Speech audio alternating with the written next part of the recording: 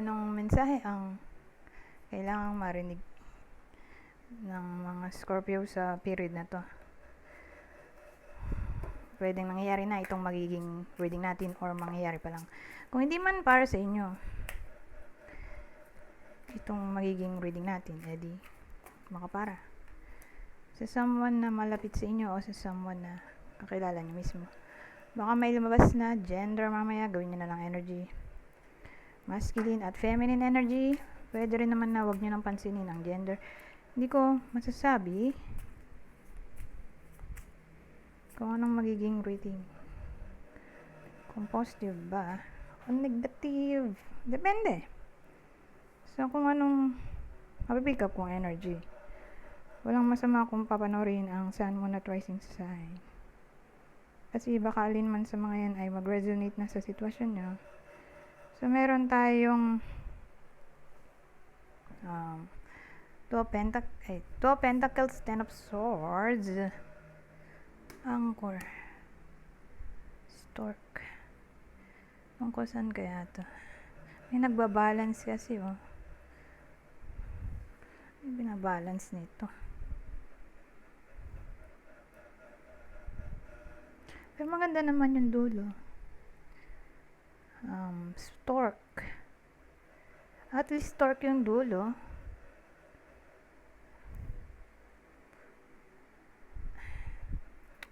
Ano kaya itong binabalance? Para specific tayo.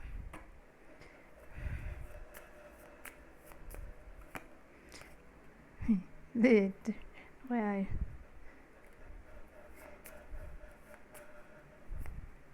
lalaki. Diyos ko, ano, binabalance yung lalaki? Oh my God.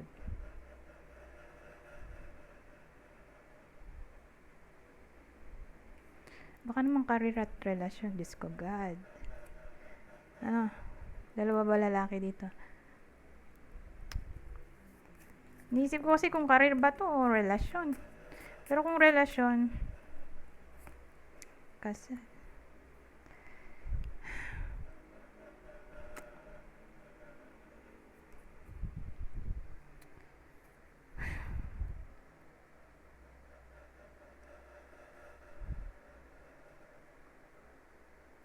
last na talaga. Pag ito, wala pa ring direction. May naisip na ako.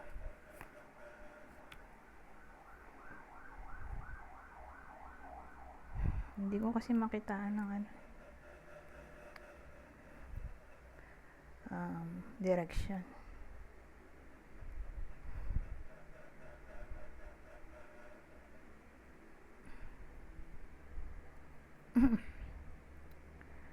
So,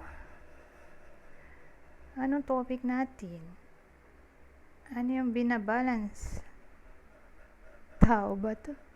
O career? Oh my God. Relasyon talaga to? Dalawa yung lalaki, may kausap siyang iba. Kausap niya sa text. Text chat, email. Mukhang ex niya to or matagal niya nang kakilala.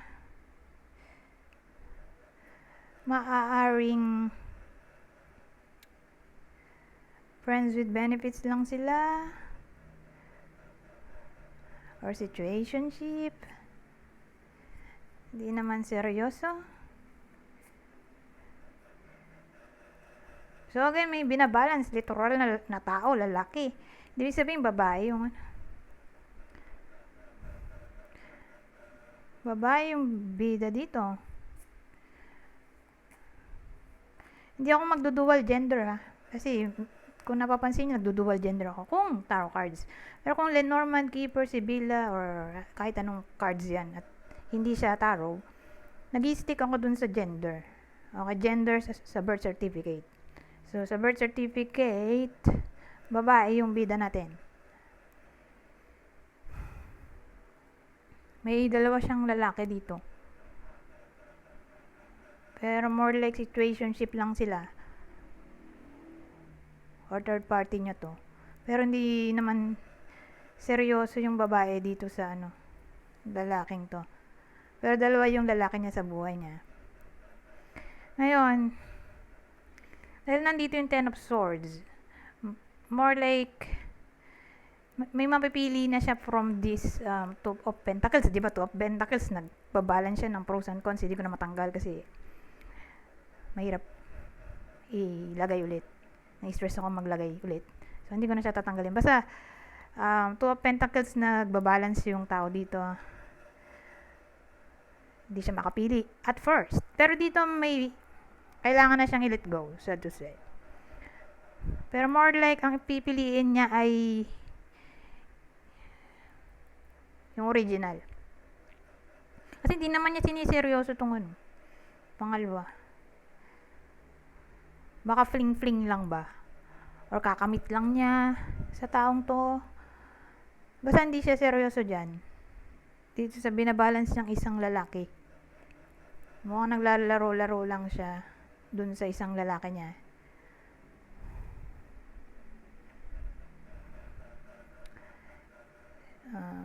So, ganun the team. May let go na siya sa period na to. Or may mapipili na. At ang pipiliin niya, yung original.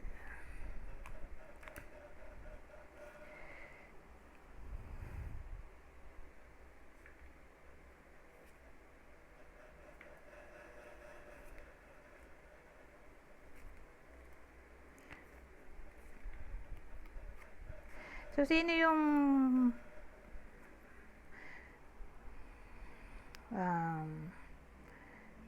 other person? Sino yung other person o other man nung bida natin dito sa reading? Kasi yung bida nga ay babae.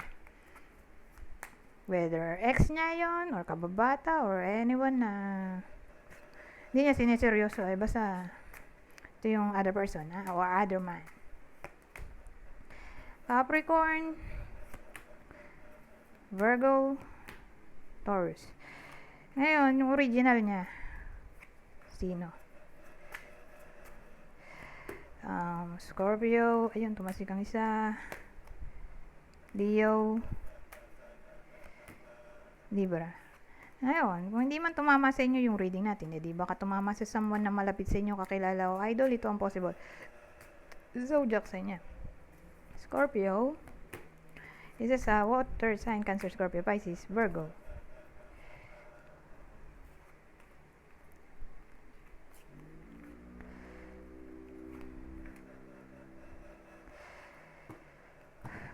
Ngayon, dito tayo mag-e-end sa deck na to.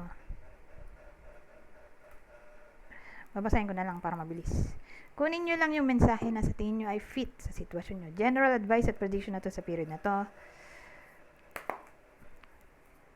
So, sa deck na to, tarot cards din to. Yung message dito, whether positive or negative, gentle pa rin yung mensahe. Okay? So, don't worry.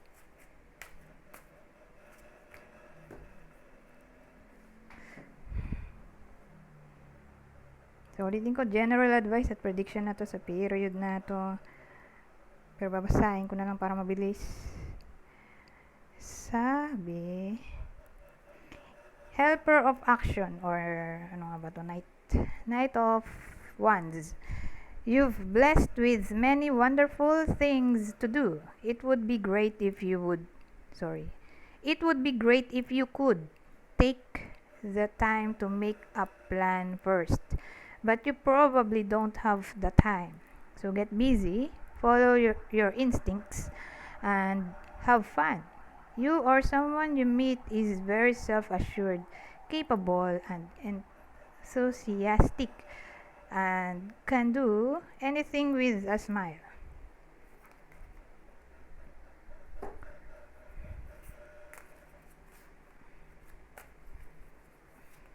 Hirap nga lang balasahin ito. Pero maganda siya, may gold.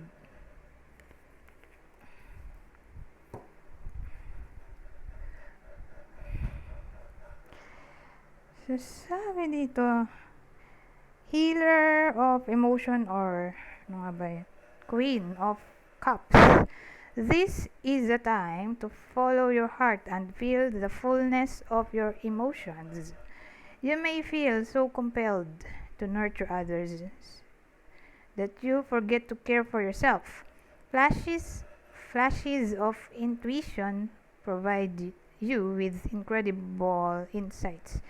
You or another person is a kind, tender-hearted, loving, and trustworthy friend. At ang huli. Dito naman tayo sa pinakahuling card. Ito ang masasabi nito.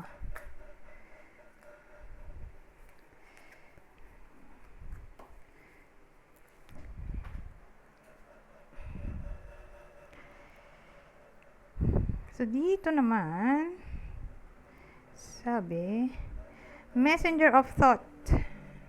Ano nga ba ito? Page of Swords. A new topic or intellectual project is really exciting for you. There's so much to learn before you feel ready to move forward. New information may require changes to your plans. Review all documents carefully. You know, will meet or are someone who loves to learn and share knowledge. This person is brilliant and truthful but also blunt and not very diplomatic. Anyways, hanggang dito na lang. Goodbye for now.